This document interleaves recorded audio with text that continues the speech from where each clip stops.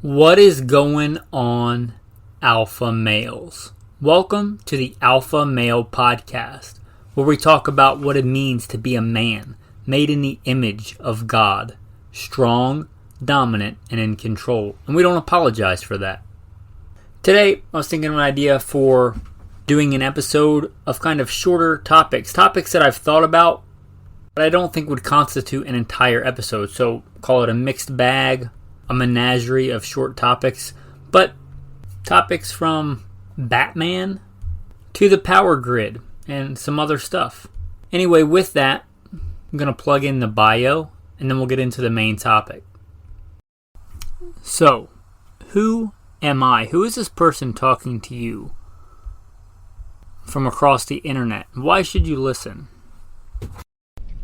First and foremost, I am a Christian, a servant of God, and a follower of Jesus Christ. God has blessed me to do many things in my life, for I could do nothing apart from Him.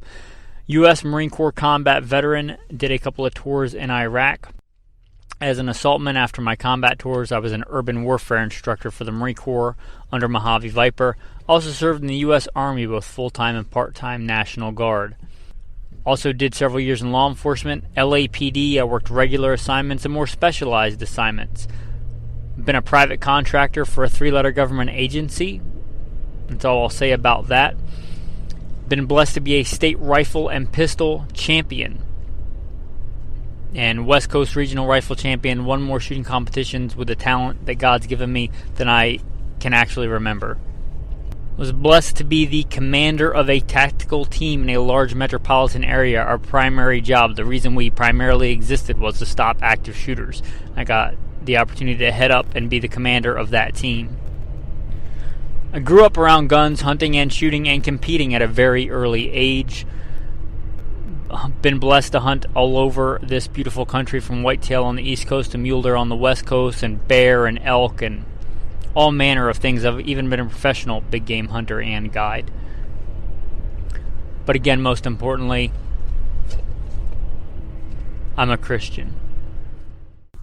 And I am your host, Michael Melito. Welcome to the podcast. Let's talk about Batman and culture. What a random place to start, right?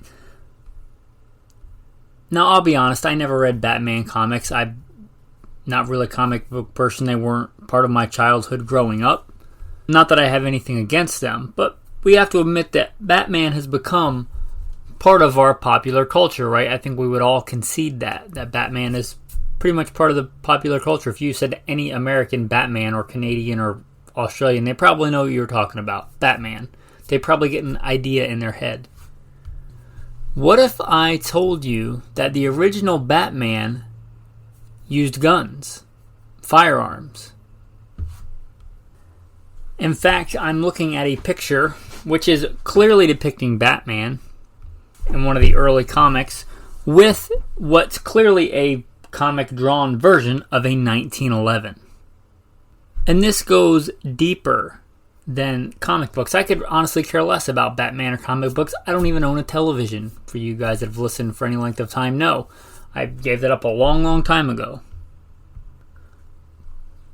But why I think it is important is because it speaks to the state of culture in America. There was a time that we saw guns as a good thing. There was a time when we saw our heroes carrying guns. That's what good guys did. They carried guns to stop evil. You know, there was a time not that long ago where our fathers and our grandfathers picked up arms and went and fought Nazis. And they didn't do it. And they didn't do it with green energy. They didn't do it with wokeness. They did it with weapons, steel, guns. And we saw guns as a good thing for good men to use to fight evil. Now we look at Batman, and he doesn't carry a gun. He's a good guy. We, for some reason, have changed and think that good guys don't carry guns. And his villains, you see, even in the newer movies, his villains, the bad guys, they have guns. But he doesn't use guns. And I think that's a reflection of culture. Now, I don't apologize for being into guns, I do a whole nother podcast called Gunfighter Life, so you can imagine my view on that. I think it's garbage. If that's what's part of our popular culture and what our kids are looking at, that, bad guys, guns, bad. Good guys, no guns. Get that garbage pumped into them. A gun is a tool. A gun is an implement. It is neither good nor evil. It is not malum in se. It is not evil by nature. It is an object. Evil comes forth out of a man's heart. It doesn't come from a tool. But I see that as a reflection of a sad thing in American culture where we try and blame an object for the evil that comes from men. And we don't even like to call actual evil nowadays. We don't want to call actual things that are perverse. We blame it or try and blame it on something as if we ban that thing, it's going to fix morality. When we've drawn so far away from God, what do you expect is going to happen? When there's so many things that are perverse and disgusting that we put up with as a culture, and then we try and ban a thing, an object, a couple of pieces of steel and springs, and expect that to solve cultural problems? No. We have all these policies to break down a good, natural family order. Husband and a wife and children. Break up that unit, and we don't teach morals, and we have all these crazy ideologies. Teach them blatantly false as if they're true. And we shy away from calling out evil as evil. We try and blame tools. Look at the state that we're in. That, what I quoted in the beginning, the era, 1930s and 40s, when Batman came out, apparently. He carried a gun. Look at the culture. Look at America in the 30s and 40s. Good men carried guns. That's just what they did. Do you think we are better morally and godly today in America than we were in the 1930s and 40s? Think about that circumspectly. Be honest with yourself. How about instead of calling a gun evil, we call evil, and we call perverseness. Definition per Webster. Perverse, turned away from what is right or good, corrupt, improper, incorrect, contrary to the evidence or direction of the judge on a point of law. Again, turned away from what is right or good, corrupt, improper, incorrect, contrary to the evidence or direction of the judge on point of law. And you might get mad at this next part, because I'm going to go against popular culture, but I don't care because it's true. You should always seek the truth. You shall know the truth, and the truth shall set you free. And it's sad that we've gotten to a point where the next things I'm going to say might be controversial. But men and women are different. In the image of God, He created them, male and female, He created them. They're not the same, they're different. Some things in life you don't get to pick. It'd be cool if I was 6'4". I'm not 6'4", never going to be 6'4". It'd be cool if I could breathe underwater like a fish, but I can't. I was created a certain way, and if I try and breathe underwater, I'm going to die. That's the way we were designed and created to be, male and female. We were designed to come together, male and female, to bear fruit. That's literally a litmus test as to whether something is good or bad. You shall know them by their fruits. Literally, men and women, male and female, both of man and beast, come together to literally bear offspring, to bear fruit. When you pervert that and go away from what is good and what is right, you don't bear fruit, literally. You might argue with that, but it's true. We were created and designed, and I use those words very intentionally, created by the Creator and designed by the one who designed us, for male and female to come together and be fruitful and multiply. No other combination, male and female, to go away from that is perverse and it does not bear fruit. Get mad at me if you want, but it's true. We're afraid as a culture when we make evil things good and good things evil, and we turn away from what is right and good. That's perverse. And I'd argue we've gotten very perverse as a culture. Deep breath. All right, with that, let's talk about another topic inside this compilation episode, the power grid. Now, I'm going to be very clear. I don't know the future. I can't see the future, and I'm not going to predict the future. There are very clear instructions for false prophets in the Bible. I do not know the future. I do not see the future. But we are called by Jesus and many times in the Bible to be ready. How many times does Jesus say, watch and be ready?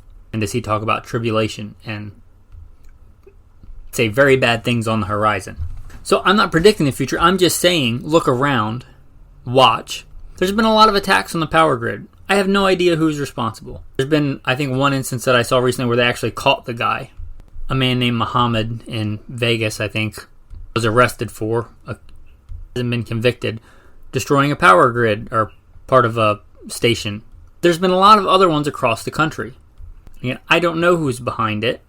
There was a few, I think, starting in the Carolinas, and this isn't new, this has happened before, but there's been a rash of them recently. I think since we don't know, I don't think we know who's doing it, it emboldens more people to do it because people are doing it and getting away with it, and it's working. It's taking out power grids. Again, you can't blame the guns. I think the guy allegedly in Vegas, I'm not going to condemn him because I wasn't there. I didn't see it. But allegedly did it with gasoline. Are you going to ban gasoline because now gasoline is somehow evil? No, of course not. That'd be ridiculous. About as ridiculous as trying to ban guns. But however they're doing it, if they're doing it, it's ineffective and they're getting away with it, it's not unreasonable to think that there might be a lot more of these in the future. Basic preparedness stuff, right? Now, I speak this as a person that lives neo-nomadically, traveling around, preaching and teaching. Live as a literal neo-nomad, a stranger and a pilgrim on the earth, and I routinely spend long chunks of time off-grid in the wilderness, and if I'm being honest, those are some of my favorite times. If you're not accustomed to hard times, you might want to get acquainted with life off a power grid, whatever that looks like for you. Even if this doesn't manifest, it's not unreasonable to think there'll be some weather event or just, computer glitch or something that may cause an issue. Just my thoughts on that. How about something a little bit more lighthearted? A pup date. An update on my puppy. Alexander Hamilton. Rhodesian Ridgeback. I think about a year and 4 months old. Last weighed about 106 pounds. He's a big boy. Breed standard, I think, is 85 pounds for males, to give you some idea. He is lean, he is fit. In general, except for Sabbath, usually goes running twice a day. Or if we're out in the wilderness, just gets to run around pretty much at his pleasure. By God's grace, best dog I have ever had. I, before this, ran Akitas. I like Akitas. But Alexander Hamilton is the best dog I've ever had, by God's grace. My wife's first dog, she's never had a dog before. She loves this dog. She loves him. If you're familiar with the Love Languages book, she's physical touch, he's physical touch. She'll sit down and he'll come over and put his paw on her leg or put his head on the crook of her arm. She loves it. We've done quite a bit in training him. When he was a puppy, we did get some professional training classes. My wife wanted to do that.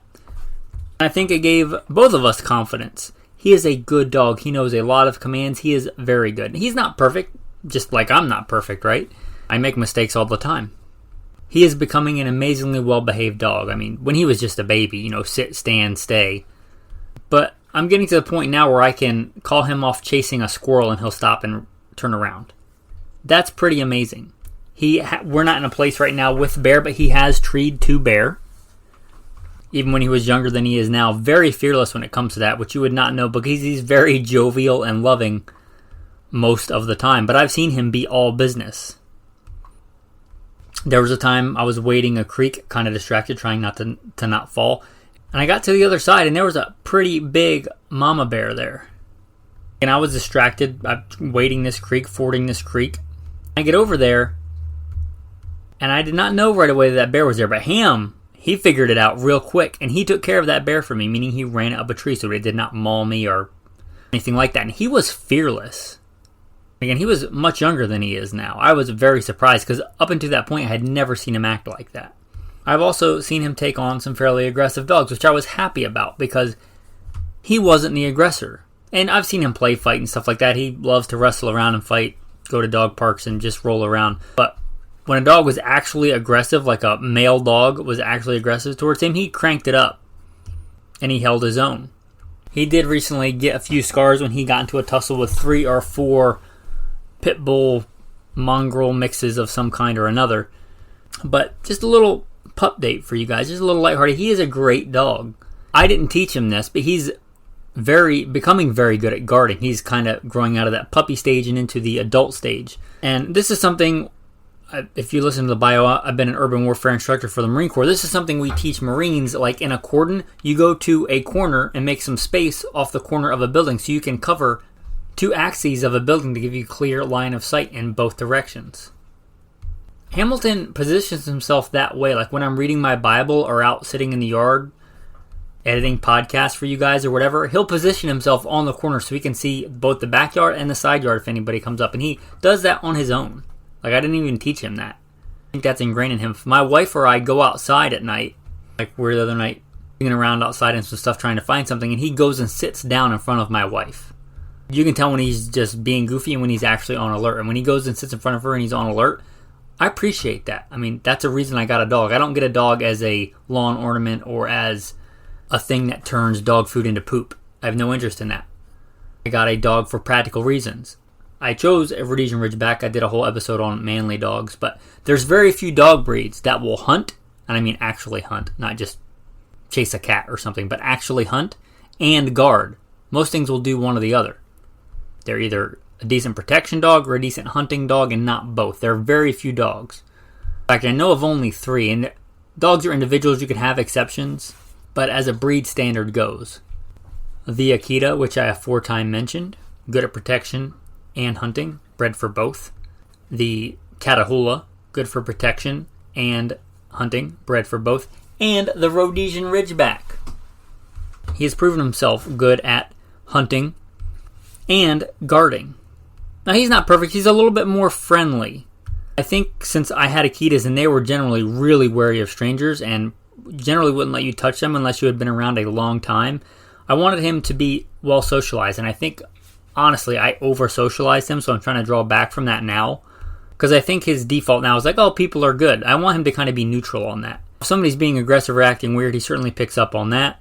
I like his default to be neutral, like no interest in people at all, like not trying to get petted or anything until we let him know that it's okay, then they're friendly or nieces or nephews or something. I think that's honestly my fault. I think I over-socialized him because I went too far in the other direction because my Akitas were usually very overly aggressive to things they didn't need to be aggressive on, whether it be dog or man. But Hamilton's very friendly, but again, when it comes to being all business, he can definitely flip that switch. I'm just being honest, I think I over-socialized him as a puppy. If you want to see a bunch of pictures of him, I don't often mention it, and I've debated on whether getting rid of it or not. My Instagram page, Good Shepherd Training, you can look it up. You'll probably see a large portion of the pictures on there are of Alexander Hamilton, puppyhood on up. So if you want to check that out, goodshepherdtraining.com on Instagram. Also, again, I have thought about just getting rid of that because I'm not a big fan of the social media thing. If you've ever started listening to one of the podcasts, this one or Gunfighter Life or Simple Man Sermons, because of a post on Instagram, let me know. And I think it might be worth keeping, but I don't know that that's ever happened. But anyway, got a couple of thousand followers, I think, on Instagram. I don't know that anybody's ever started listening to the podcast because of that, but maybe they have. And if that's you, I'd like to know about it. Again, a tree is known by its fruit.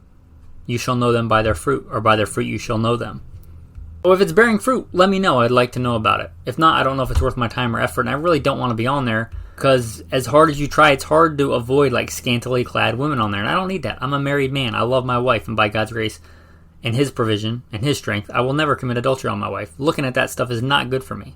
I don't want to deal with it, and no matter how much you try, I quickly got off of TikTok because I tried. I was like, oh, this is another platform. I hear that it's like the most popular with the younger generation. I got on that and I quickly stopped getting on that literally at all, deleted it off my phone.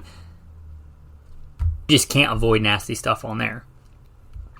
Again, a tree is known by its fruit. I'm thinking about doing the same thing on Instagram. But anyway, Alexander Hamilton, great dog. I've thought about breeding him. The wife has talked about getting another puppy. She wants a puppy. And she was against getting a dog for a long time. I had to kind of wear her down. And now she loves this dog and wants another one. If we do decide to get a female and breed them, I'll probably announce that on the podcast too. But some useful things. Again, I said Hamilton is the best dog, by God's grace, that I've ever had, and I mean that. He is also the most well-behaved, well-trained. Some things that Hamilton knows that my other dogs didn't, that have proven useful, not just a fun trick. He does one called touch, where I hold out the palm of my hand. He will either do it. That's funny, I said it and he got up to do it. Well, I hold out the palm of my hand and he hits it with his nose. It is a cute trick, but it's really useful if I want to get him into a certain position. If we're out hunting on rocks, walking over logs, I want him to take a certain way because I can see that it's the safest way. Literally move him a little bit at a time. And I can do that by just doing that command over and over again. I can get him into pretty much any position that I want. It's proven a lot more useful than I thought. Another one he knows is brace. Now this one, brace, he basically just stands there like a statue, really rigidly, and resists me pushing on him. And I haven't had to use this in an emergency yet, but the idea of this is that he can help me get up if I'm really injured. I can really put some weight on him. And again, he's over 100 pounds. If you have a Chihuahua, this is probably not a decent command to teach them. But for a big, well-trained dog, nice to know that if I get hurt or can't stand or something like that, he can help me. Also, the command finish. And this is where whatever position he's in, he walks in front of me, goes around behind my right side, and ends up on my left side with his neck near my waist. This is good. This is like the beginning of the heel position when we're walking around and he's heeling. Either on a leash or off a leash. He just heels and stays beside me if we're doing this. It's good for that. It's also kind of a way of saying, hey, we're not just having fun, we're paying attention here. So if we're in a crowded place or crossing a street, obviously it's useful. And also, if I want him in a guard position, if I want him really paying attention, I'll put him in that finish and he'll come around and sit beside me and he'll be alert and paying attention. He knows not to go up to anybody. He knows not to leave. He knows not to be messing around smelling stuff. He's literally right there sitting at my side, alert, paying attention. I like that. It's a good command. Alright, switching gears. How about a recipe? Now, my wife and I rarely ever go out to eat. Maybe if a friend wants to or if it's like an anniversary. We rarely ever go out to eat. In fact, when I first started courting my wife and it was time for our first date, I asked where she'd want to go for dinner, and she said she didn't want to go out. She wanted me to cook for her, which I like to cook. I told her that's not a good idea. You should not just go over to somebody's house that you don't know and have dinner. It's not safe for a woman. But anyway, I did actually make her dinner, Alfredo, from scratch. Basically, with the ingredients. I didn't like go milk the cow, but you get the idea. But just to say, we eat at home. The vast majority of our dinner meal, 10 eggs is kind of my go-to if you don't know. Eggs is kind of my go-to dinner. But if I'm making something else, one of the favorite things that I like to make is curry. Now, there's a lot of different kinds of curry, and my wife and I like all kinds. I'm not talking about Indian curry. My wife really likes Thai curry, but my favorite is what I'll call Mediterranean curry as a loose term. So I'm going to give you the recipe for Mediterranean curry, the way that I make it, and I like it. Start off with peanut oil. That's your base. I like olive oil to taste, but if you don't know, it's not really good for cooking at high temperatures with. Peanut oil, good, healthy, not overly expensive. You start out with a base of oil. You get it fairly hot. While it's getting hot, you chop up some onions and some garlic. You throw those in first because they take the longest to cook. You get them until they're nice and soft and that flavor has kind of gone out into the oil. Now you're ready to add your meat. If I can, go kill a game animal and cook it. That's my favorite. If not, my second probably go-to is chicken thighs that have already been deboned. So no bone in them. You take the bone out. I like chicken thighs because they have the most fat and to me the most flavor. You cut those up into cubes. You throw the cubes in there. They'll cook pretty quick. Make sure they cook enough. As soon as you throw those in there, you can go ahead and throw in your yellow curry powder. Not all curry powders are created equal, but your curry powder mix, and I don't mind throwing a little bit of extra turmeric in there. I like turmeric anyway. Eat it quite a bit as part of my diet. It's good for you. It's good for inflammation if you're a fairly active person. I throw maybe a little bit more turmeric in there. And then my wife and I really like spicy food. We have a lot of hot sauces and dry rubs, ghost pepper, Carolina Reaper, those kind of things. We like really spicy. We spice to our taste. You spice to your taste. If you did it the way I said and don't add anything spicy, then it's going to be intense in flavor, but it shouldn't be spicy unless you just have like no tolerance. But it should be a rich, flavorful dish. Not complicated. Salt to taste. Because if you did what I said, unless you're talking about the salt that's in the flesh of the chicken, there's probably not much salt in it, so salt to taste. You can literally just do salt and black pepper on top of this if you're not down with the spicy. Now, I generally do a really high fat, protein, fiber diet. Not a big fan of carbs, and especially not of refined sugar, stuff like that. But if you want to, you can make this over just a bed of steamed rice. A real traditional way to make this. Or you could toast up some sourdough bread and put it on there. I just eat it the way it is with the meat. And there'll be a little bit of carbs in the onions, but really not that bad. What's also really good, instead of rice or some cheap carbs, putting it on a bed of fresh spinach. It's really good like that and really healthy. In fact, it's making me hungry. But anyway, there you go. A good Mediterranean curry recipe. We started fairly intense and hopefully talked about some light-hearted topics. If you care about me and my doings, I'm now in Central Florida. My wife, her family is here. She's got little nieces and nephews. She wants to spend time with. I love my wife. That's why I'm here. I long for the freedom of out west. Also, God willing, and hopefully I have the courage and the discernment to know where God wants me to go. Hopefully I have the courage to go wherever that is. But God willing, my wife and I have dreams of Alaska. That's where we're talking about going. Whether to just live for a little while or to live permanently, I know not. I am a stranger and a pilgrim on the earth, but we do have a dream to go to Alaska. Me especially, I've been dreaming about it, especially east of the Mississippi, where I'm longing for the freedom of just going out in the wilderness, where I can just go and not see a person or a car or a road.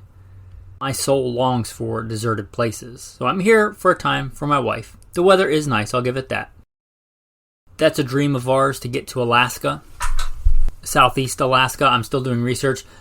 I do believe, honestly, I've been to 48 out of the 50 states. I haven't been to Hawaii. Really no desire to go there. Or Alaska. And I do really have a desire to go there. We were talking about living in Oregon. We really liked coastal Oregon. We spent the summer there. And it was beautiful and wild. Low population density. To give you an idea, Florida has over 400 people when I checked. Do the research for yourself per square mile. And Oregon has 17 people per square mile, to give you an idea, including the city. So out in the wilderness, there's really not a lot of people. But we really liked it. And then they passed that gun legislation. And I don't even know what's going on with that right now. But now I'm not sure if I want to do that. My wife also really liked Idaho. But we're thinking about, God willing, checking out Alaska. Southeast Alaska is what we're thinking. Anyway, if you care about me and my life, I'm humbled. Anyway, update on the state of things there. I have been doing the podcast full time for a while. It has been growing by God's grace. It is certainly nowhere near what most would consider a, median household income. Not even close to that. That's okay. I have faith in God. He has been growing the podcast. As it is written, you shall not muzzle the ox while it treads out the grain. And a laborer is worthy of his wages. If you think this podcast is worth something, obviously you've listened this long, you think it's worth your time. If you think it's worth supporting both Alpha Male Podcast, Simple Man Sermons, Gunfighter Life, you might consider becoming a patron. They get a lot of really cool content. There's an insider chat where we talk to, the people that want to be part of the group chat. We talk to each other quite a bit. Very blessed and humbled to be a part of that. And I am very humbled that you listen. And I'm especially thankful to everybody that steps up and supports.